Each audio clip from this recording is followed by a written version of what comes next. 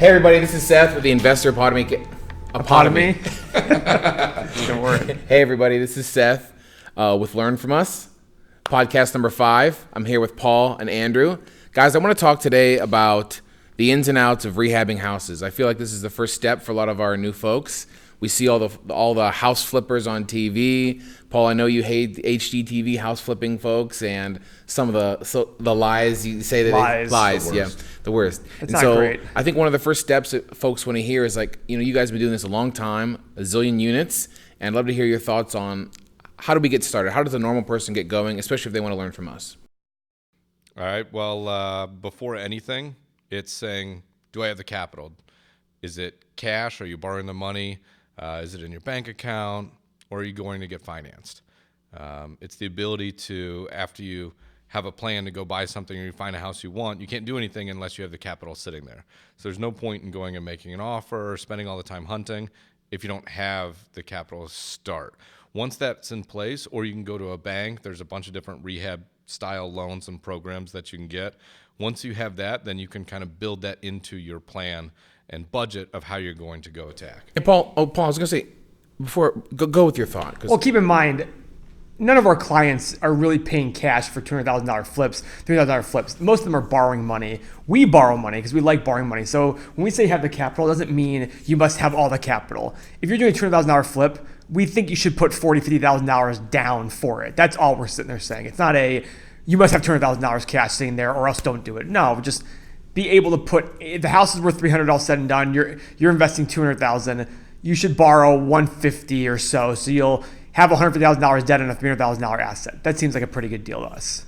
And there are some other, I guess when I was saying cash, I mean, some of it's saying... Be very important about that, yeah. Yeah, and we're in the Cleveland market, so there are some opportunities to flip some homes that are, I know you throw out the $200,000, there's numbers that are a little bit lower that, let's say you're in Tulsa or Buffalo or Detroit, there's different levels to homes. You can do a $200,000, $300,000, $400,000 flip.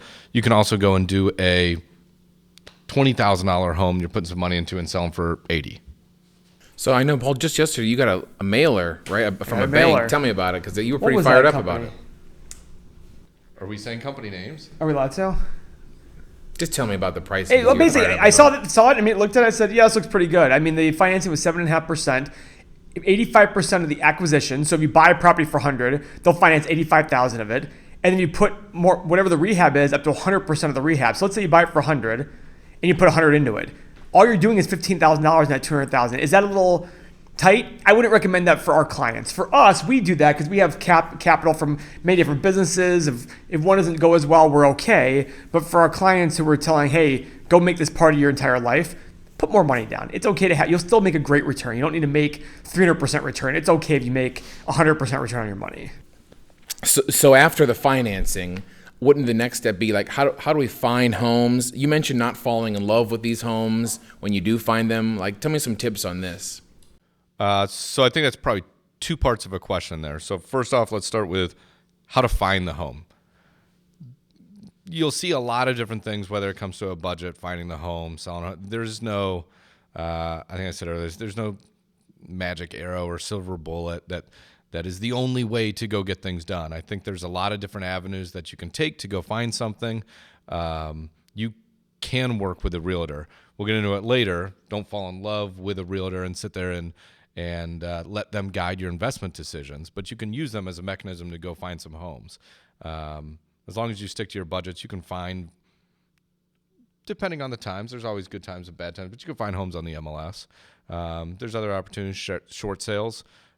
We've used direct mailers to reach out to people and focusing on if it's estates or homes that are transferring title. There's a bunch of different mechanisms, maybe working with a title company to look for change of ownerships and stuff like that could lead into a good way to find some property. Well, the most important part is do things differently. If you go to a realtor, the realtor isn't only showing you the property, they're showing 100 other people the property because their goal is to get a bid. Right. So you're going to be competing with other people. If you do it in other ways, posting on Craigslist, putting signs up, putting postcards, you're probably only going to be dealing one-on-one with one person who's trying to sell the property. That's your goal.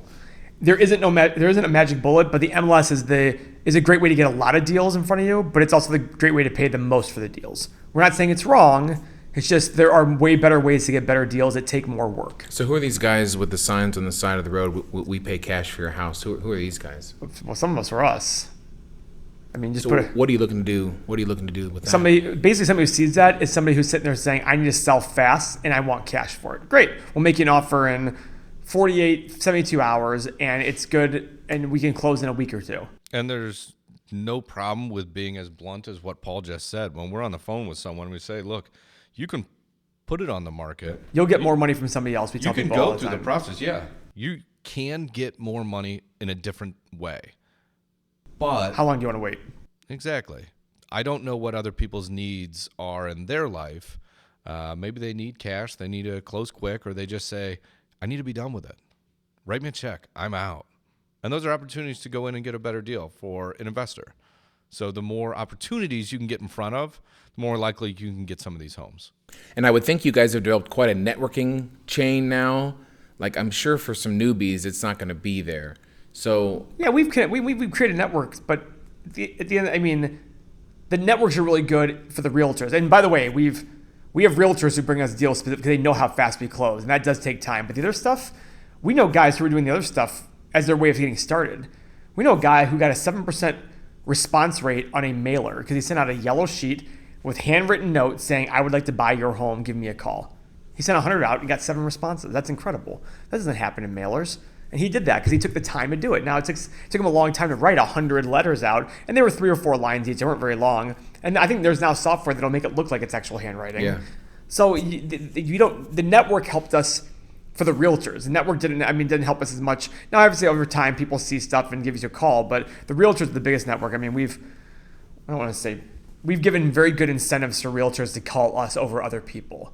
And we just tell them, our request is you give us 24 hours before you put it on the market and we will give you an offer. that's probably the key, right? Is not letting them hit the market. Yeah, the second hit the market, it's game over. Yeah. For us. Yeah, if we can get in front of them faster, because at the end of the day, look, they're it's business people, but they're trying to make $1, just like we are. And if I have a budget where I can afford to sit there and throw another 1,000 on, we talked about how can you be different than someone else, right?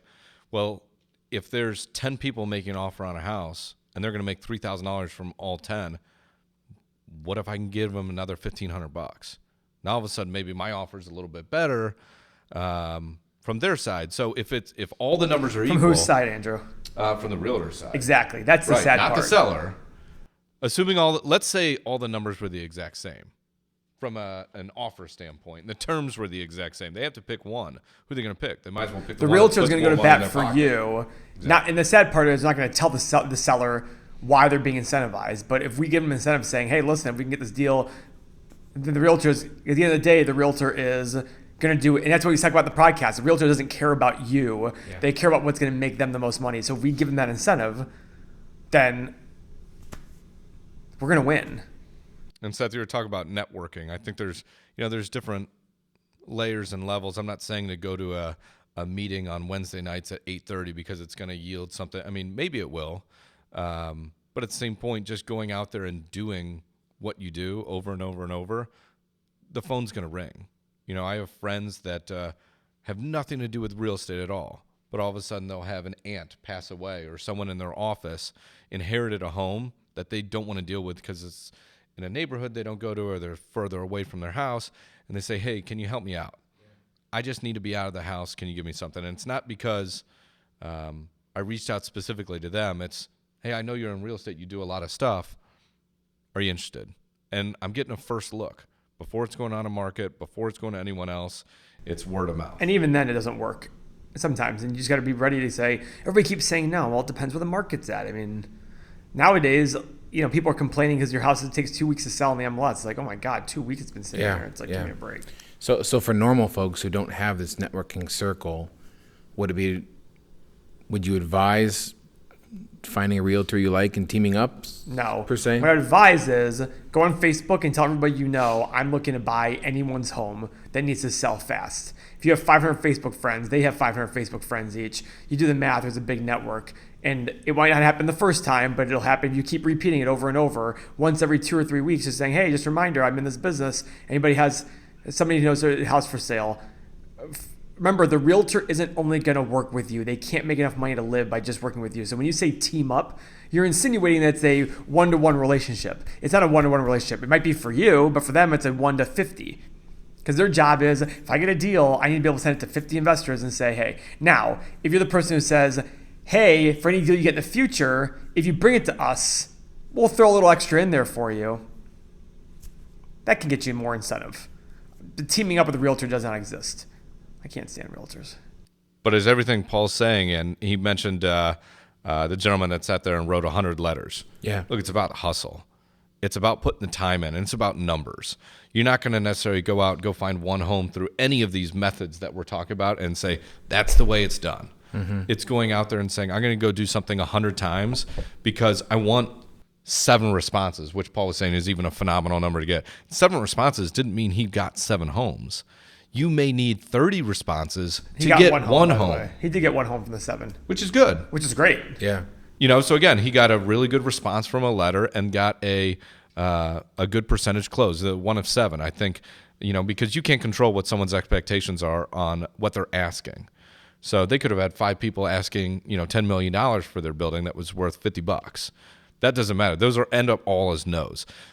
It's about hustle. It's about building the numbers. It'll yield results in the end. So guys, my next area I'd love to talk about is contractors. I know people starting out, they probably have, again, not many connections. They probably not know the right contractors. So how does someone get going in that respect? Don't hire a general contractor. Hire the subs yourself. Interview subs. Put an ad on Indeed, Craigslist, whatever, and just start talking. Ask friends. The hard part's going to be a contractor's going to come to you and they're going to try to charge you retail. So let's say you're doing your own kitchen. A contractor's going to charge you way more than they should charge to an investor because an investor needs to make the deal work. That's the hard part also, is getting a contractor to sit there and say, okay, maybe this guy gives me more consistent work. Maybe this person gives me a house or 2 a year, and if I get 20 or 30 of them, I'm going to be pretty busy. As opposed to the general contractor who looks at you and says, oh, that's a kitchen. I'm going to be in that kitchen for 15 grand. I'm going to charge you 35. You're trying to find somebody who's going to do a $15,000 kitchen for 20, but knowing they're going to get more consistent work over time. I put a 600 square foot addition on my house and I literally typed into Google like home builders, and a guy in a suit showed up with a briefcase and paperwork, and he quoted me $110,000 to put it on my house. That's a good deal. You should lock that down. I'll do it for 100. And so wait a second, 600 square feet? 600 square feet, yeah. Vaulted roofs as well, so big toll. Got it. And so my friend of a friend asking around got a guy, and he did it for 40, and it's stunning. Did the whole addition by himself for 40. So and that's still $65 a square foot. I don't even know if that's. Yeah, and going to Paul's, it's same thing with numbers in real estate and how do you find homes. You got to go through a lot of people. You have to have a lot of conversations still to try to find the guy who's going to get something done for the price you want. And just because you want the price doesn't mean it's going to happen. I guess what I'm saying is, you have to be realistic too. Yeah, and it's look, you're going out and you're talking to people, but at the same point, it's trying to work with them to have them understand. I always use the example: if my grandma was going to do a kitchen, she's going to pay top dollar. Why? She's not moving. She's only going to have one house. It is a one-time customer. She's not going to use them ever again for anything else. Yeah. So they might as well make as much money as they can off her. Feel bad for my grandma, but that's just the way it is. That's retail. But then they can't complain when the thing I have an issue with contractors is, well, I can do a kitchen, make 30 grand in profit. Well, I'm not. That's a one-off. That's like your grandmother idea. And that's not hey, I'm going to do 1 or 2 of these flips a year, and I want you to be my go-to person. I have to sit there and think about it. Well, we always talk about how businesses are so similar, right? We talked about finding homes. Oh, you got to go do numbers, and you got to go look at a lot in order to make it happen, right? Well, for that contractor to go do a $30,000 kitchen, how many kitchens does he have to go quote and spend countless hours meeting with someone, coming up with plans, holding their hand to give them a number to go make 30,000 before he actually gets the one that makes him 30. So if he pushes all that to a side and said, hey, investor, just keep me busy all year where I'm working and making money, not quoting and hoping to make money down the road. Yeah. That's where and maybe it's convincing and helping them understand their business a little bit, but you're selling the idea of I'm going to do one kitchen, then another kitchen, or maybe I'm going to do 10 kitchens. It's the idea of I'm an investor, I'm going to build up, and they can get busier with you. Nice, guys. So tell me about some of the numbers of flips, timelines, cost, budgeting. Paul, I know you say when you're thinking about a budget for a house, it's like you almost come up with a number and double it. Oh yeah, I'm being facetious in a certain way. It's a, we have it down to a T where we know exactly what it's going to cost us. You get your. It's hard to say because different markets are different amounts. You know what I mean? It's but the rehab portion, if you're in California buying material, it's the same cost as in Ohio for buying material. It's the labor cost you have to sit there and wonder about. But even then, I don't see. Well, labor's going to go into it, and if you're doing a ranch out in middle of Ohio versus going and doing a 3-bedroom apartment on the 17th floor of a New York City place with the dumpsters on the first, that's going to bring in a lot more time to go do something. So those type of things could differ a little bit, but taking that same thing where it's an open house in Ohio versus an open house in Kansas, I don't see that changing too much price-wise. Yeah. I've been talking to people, and they're like, yeah, listen, I'm tired of the bullshit. How do we do this? Let's start from the beginning then. No, I mean, like, you know what I mean? Like, it's all, how do we actually, the thing that bothered I'm ready, me, let's go. The thing that bothered me was you were right the other day when you said, hey, my chiropractor wants to know, like, how involved are you? And I told you, you're like, oh, wow. And I'm like, fuck, we didn't get that across? Like, I literally want to accentuate, when I say we're holding your hand, you're literally holding your fucking hand. Like, we're going to send you out there and say, go find us 3 deals that you want to look at. You sit there and say, I would do these deals. And then we'll go through them hand by hand by hand that week. Not, all right, here's your blueprint, go ahead and do it. No, it's find 3 deals. You didn't find 3 deals, you failed. Like, you're wasting my time, you're wasting your money. You know, kind of thing. How do they find deals? Right now? You mean that's your question? Yeah. Like I said, sending letters out, putting signs out, going on Craigslist, going on Facebook. These are all things that you have access to that we do too. The only difference we have is we have the reputation of, oh, these guys close deals. Other than that, you're on the same level as us. All you're doing is tell all your Facebook and LinkedIn friends, guys, I want to buy a house to flip. If you know anybody who needs to sell fast, when I say fast, cash in 2 weeks, or I can finance you in 30 days, I'll give you an offer within 48 hours. That's what people want to hear. We're going to do the exact same thing. You would publish to your MySpace page as well? MySpace is when I'm trying to drop a track. And what happens if you're like Andrew with you only have 64 Facebook friends? But keep going. What happens then? Can I make a comment about that? When Facebook first came out, he was like, I'm not going to join here we go. And then he finally joined Facebook. He couldn't wait to brag. Got 10 more friends. Got 10 more friends. I was like, oh, the guy who didn't care suddenly Seth, cares. I was on fire. I probably joined hours. Facebook in like 2008, and my sister, the first message was, welcome to Facebook, thanks for finally joining Facebook, said 2003, or something like that, like, it's like, said 5 years ago. You can tell her it started in 2004, by the way, and it was exclusive only to colleges until 2006. Okay.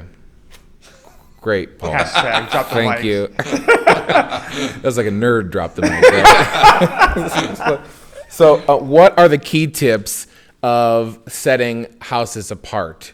Kitchens and bathrooms. You said it during the Ramage flip. Yeah, kitchens and bathrooms. So women buy the home. Women are going to go live in the home. Men are going to buy the homes their wives want and their girlfriends want. Correct? 100%. And what do women want? They want nice kitchens and nice bathrooms. I'm not making a sexist comment here. I'm just Not sitting there stating that a woman wants. When we rehab apartments, we focus on kitchens and bathrooms. The same thing for a house. Make them kitchens and bathrooms. Do these small things. I love it when I go into a house. I hate it when I go into a house, being sarcastic. And they have shitty faucets. What the fuck does a faucet cost you? It costs you like $150 for a baller faucet versus the $50 shitty faucet you're gonna pick. Yeah, it's triple the price, but it's $100 and it's gonna set yourself apart. Put the backsplash in, put the beautiful light fixture in. It's gonna cost you more percentage-wise, but overall dollars, you're talking about spending an extra $500 more in materials than before. On a $50,000 rehab, you're talking about 1% of your cost. I know in your house you have the heart-shaped bubble bathtub. Red one, right? Yeah. So tell me about the bathroom. I mean, I know people are taking out tubs, putting in new shower, or like putting in bigger showers. Well, what do you guys do in the bathroom? Well, it's the same thing. Paul brought up the kitchen. You're bringing up the bathroom.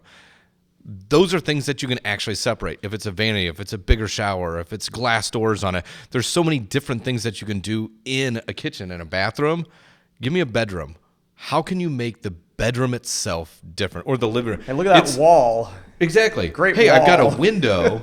Sweet window.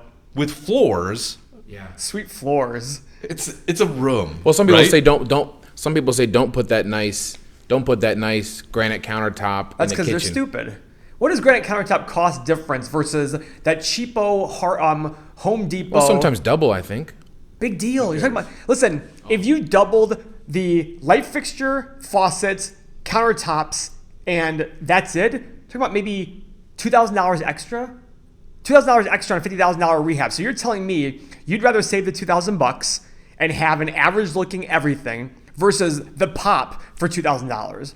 Maybe I'm just frivolous with my money, but I look at it going, do a better job of finding better deals so you save that $2,000 so you can put it and make your house better.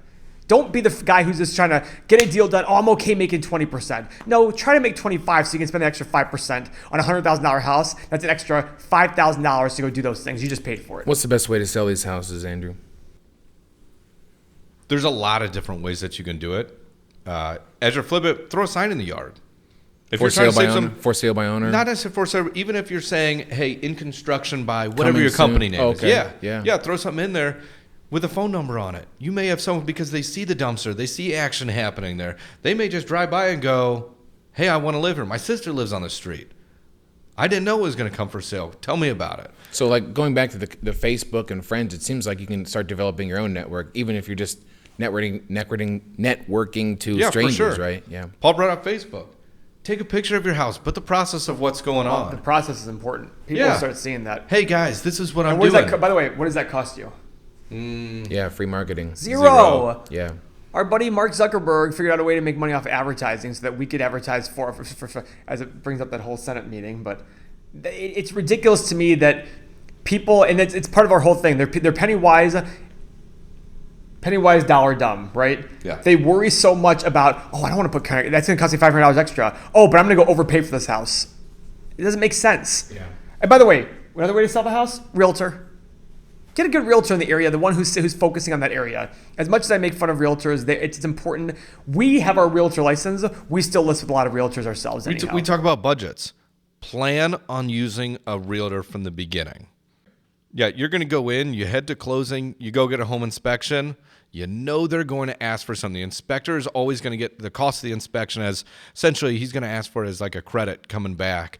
Hey, I found whatever, wherever, right? They're going to come back. They're going to ask for something. It's going to happen. And the realtor, if they're selling $200,000 home and someone's asking for $750 off, do you think they want to go put the house back on the market and go do everything? No, they're going to say, give the credit. This is the best offer you're going to get. Give this is the the credit. best offer you can get. The first offer is the best offer. I hate that comment. By the way, it's the dumbest comment. It It's absolutely the is not easiest true. way for the realtor to go make their money the fastest. It absolutely is not true. You guys don't like realtors much. Hate them. They're the worst. Look, they're But after their dollar. They're necessary evil. And I know what appreciate they that. want. And I have a lot of realtors friends, and they see this, they're gonna be like, "Paul's an asshole." I'm an By the way, asshole. when Paul's not happy with me, he calls me a realtor. Yeah, that's an insult I use to Andrew when I want to insult him. I go, "You realtor." The comps they're gonna run for. But by the way, here's the reason why about the realtors. I've had realtors pitch me deals and say this will be a great investment. They would never put their money in them. Yeah. The comps they're running, any house that sells under $300,000, there's always some sort of home credit that's given to somebody. Paul, use these. We were in Atlanta, a month ago? Yeah. Have you been talking to her, by the way? Or has that completely died? That's dying out. But do me a favor. We met. She was nice. The last house that we went to was one. It was like a 1,100 square burnout feet. type house that they were. In the hood. Oh, I was thinking the new construction one. Remember the one we had to completely knock down? That was like the second one. Yeah, that was the second one. So we had to knock the house down and then go build another house. What were the numbers that the guy was suggesting? This is, by the way, Is not the just- realtor guy? It wasn't even the realtor. It was the broker. It was the boss of all the realtors. You guys love them as well, right? Brokers, you're in love with them. The same thing. Yeah. They're all the same shit. So He throw the comes, so numbers out. we Throw the go numbers out. we go to this house, and he's like, "Oh, this is a tear down build." And 2 doors down, there's a house that is built. I'm like, "Oh, what is that house going for?" He's like, "I don't know." I'm like, "Okay, so how big is that house?" He goes, "About 3,500 square feet." I said, "Okay, what do you think it would cost to build that?" He's like, "Not including land, 150 a square foot." I said, "Okay, so we're at 525,000. What's the land? This land right here is 250, so we're gonna be at 775,000." I look up that house; they're asking 799.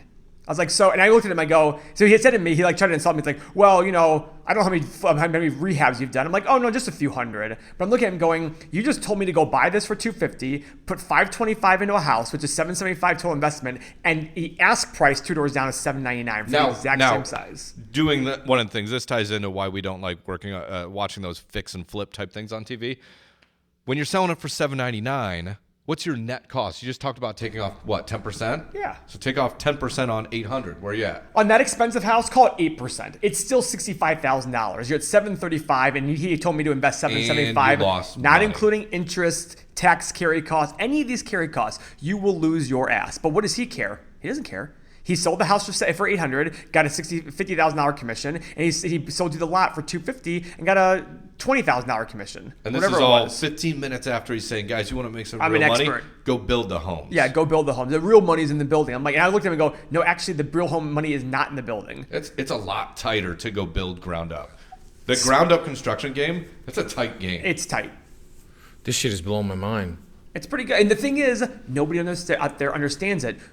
We just understand it because of experience. Just because of experience. I was smiling. The girl that we were going around with, the agent that was showing us the homes, she had this look on her face. She was almost embarrassed. The second Paul broke down the numbers that the guy's sitting there and spitting off, and I think he was surprised that you challenged him that much. And then when you started going through the numbers, be like, so I'm going to lose money on this? The look on her face, it was like the head sank. And then later on when I spoke to her, she did admit she was like, she said to me that she told him, we can't show these to them because these are not what we said. And the guy was like, well, you just got to show it. She was honest with me, but it's because she's new. She hasn't learned the game yet. And she'll learn the game eventually, and she'll probably make a lot of money because she's cute, she's fun, she's nice. And she'll eventually realize, okay, I got to pay my bills. I can't be the lady who's saying, no, this isn't right. So the game is tricking people who don't know It's better? Not tricking. It's painting the rosiest possible picture and not realizing what it really entails. The first house that we looked at, and I'm using all these examples from a trip because it's probably the most time that Paul and I spent together recently where we're sitting and actually going through with realtors. And it's funny, we're just smiling at each other, just like, oh, man. We got in the car and like, that guy's an idiot. Yeah, the game's the same. Here we go again. And that's why people say, oh, every market's different. No, it's all the same. It's just different numbers. The last house we went to was in the hood. 1,100 square feet, Seth. Fully gutted. We walk in and the realtor broker guy, studs. The guy goes, yeah, you're about $35,000 to finish this house. And I go, no, you're not. And even the lady realtor goes, there's no way this is $35,000 to her own boss. To her own boss. No electric in the house. Nothing. There's no plumbing in the house. Oh, there's no insulation. There's no furnace. There's no water tank. Oh, and by the way, the studs that were there, he was talking about redoing everything too. He's like, well, you can make this another room. I'm like, so wait a second, we're gonna finish this whole thing for $35,000. And the studs weren't even level, by the way. That's the best. I mean, oh yeah, the floor was pitched like this, and I'm like, okay. And that's my point about realtors. Use realtors, use them to your advantage. Offer them incentives to send you deals, but tell them, you send me the deals. That's all the work I want you to do. Control F, forward it to me. I will either say yes or no. If I say yes, here's my offer, and you have to say yes or no, and that's it.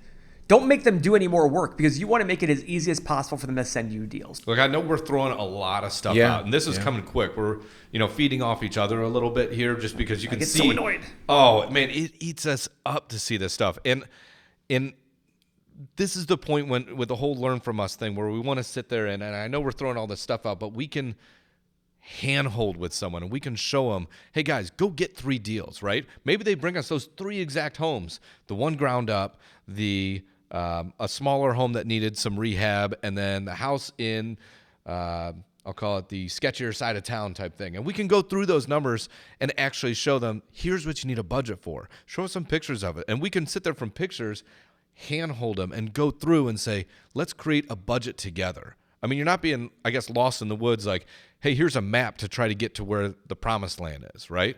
This is hand-holding. Like, we will show you how to do it, how to get where we did. The idea is we made mistakes. How many mistakes did we make on our first handful of?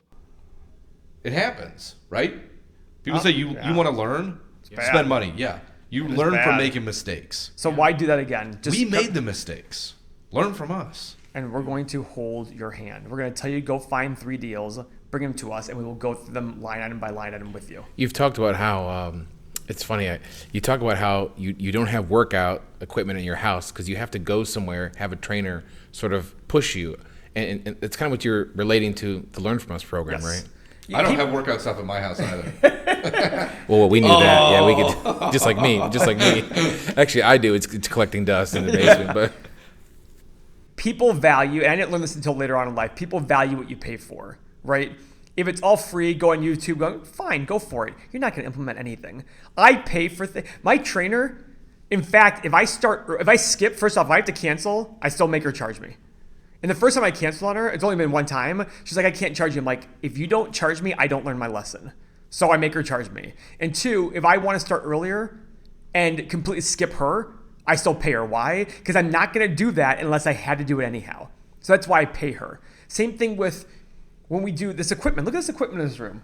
We value all of this more because I spent more money on it. We're all going to work harder because we spent a lot of money doing this. You know what I mean? This isn't, when people, cheap is obviously ends up being more expensive, we've heard before, right? And you're probably going to sit there and say, well, in contractor, I get it. That doesn't mean go buy a $10,000 microphone when this microphone, which was $180, does the job, right? Yeah. And it does a great job for what we need. We have nice cameras here. We don't have $100,000 cameras. It's the same thing. It's a healthy balance. But at the end of the day, what you get for free or really cheap, you're not going to value as much. But we've learned that lesson. We've gone down that path. Yeah.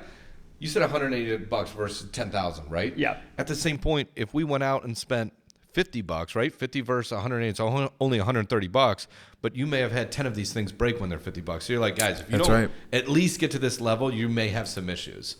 And there's things to look out for and why one's better than another. That's what we have. That's the knowledge that we're trying to share with everyone. We always say we had a business where we loan money in our own market, kind of a hard money style. Yeah. Real estate, hard money.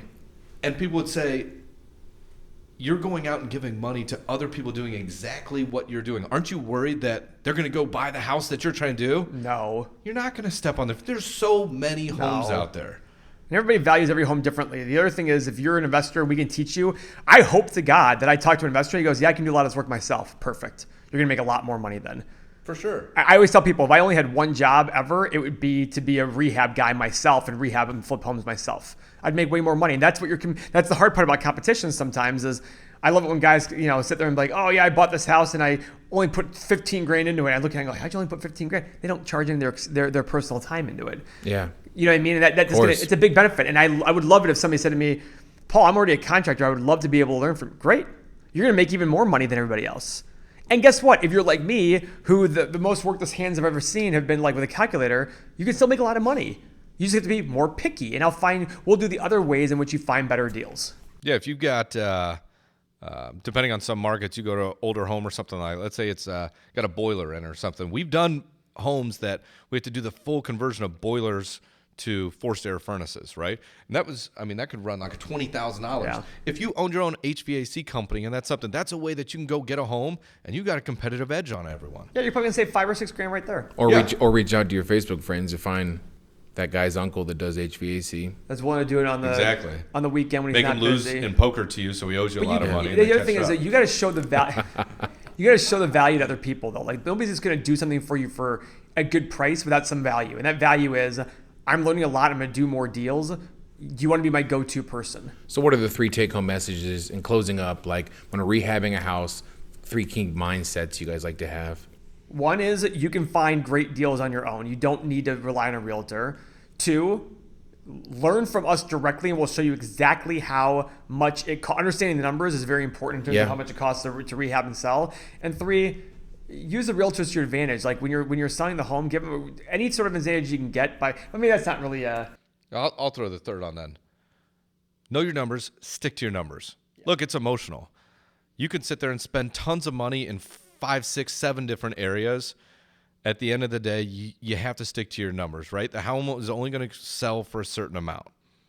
You can't take a $100,000 home and make it sell for $1 million. It's not going to. So you have to, whether it's buying the home, selling the home, you got to be realistic. Yep. You got to stick to your numbers. But you'll get more money if you do a better job. We always brag about our apartments that were the most expensive on the street by a lot. And whenever people say, that person's $200 less than you per month, great, go over there. They don't have our quality. Oh, yeah, you're right. Okay. It's not, We've never had anybody come to us and say, no, they're better quality. Is that accurate? Yep. I've never had anybody say, people have said like you're more expensive, but nobody's ever said you're more expensive and less quality. Everybody's been like, yeah, you're better quality, but I'm not willing to pay that. I'm okay with that. But the same thing goes with rehabbing a house. How many times do we sit there and we're trying to buy a house and realtors say, oh, you're in this multiple bid situation, especially in a market like this where it's crazy. And they go, we need your best and final. That's our best and final. Exactly. You got to know, see ya. Even if the house sells and let's say you make an offer and it's $110,000 and then later on it's sold for $111,000. You got to be able to have that confidence. Is it? No, I was comfortable making $110,000. That was my number. If it's ever a point where you have to give your best number, do it for the price where $1 more, you'd sit there and say, yeah, I'm not going to do it. Because you might sit there and say, it's $1, but there is a breaking point. At some point, if you say $1 10,000 times, it ends up being $10,000. I get mad when we lose a deal and I know we had more room because somebody got a deal done faster than we did. Yeah. Like the apartment building I bought for full ask price. I started out $300,000 less than ask, 2.4 instead of 2.75. And within a week, I was like, I'm not going to lose this deal. What's it going to take? And the guy said, full ask, 50,000 hard, done. Let's do it. And how's that building? Yeah, it's killed it. We bought it for 2.75, put $1.8 million into it, and it's worth $7.5 million now. 3 years later. 3 years. Yeah, they're not all like that. How happy would I have been? How happy would I have been if I lost that thing for if I bet to 2.65? Yeah, and some guy comes in with a full price offer like that, and it's gone. Yep. Just be pay what it's worth to you, because if you get it, you're great. If you don't get it, okay, you gave your best shot at it, and there's no regrets. Yeah. Guys, listen, this was a shit ton of information. Thanks so much for. I like how you guys go back and forth. We should do this more often with Andrew. We should do it more often. Yeah. But all right, guys, stay tuned. More podcasts to come. Thanks so much, you two. You're awesome, and we'll all keep killing it. Thank you, Seth. Thanks. See you guys. Bye.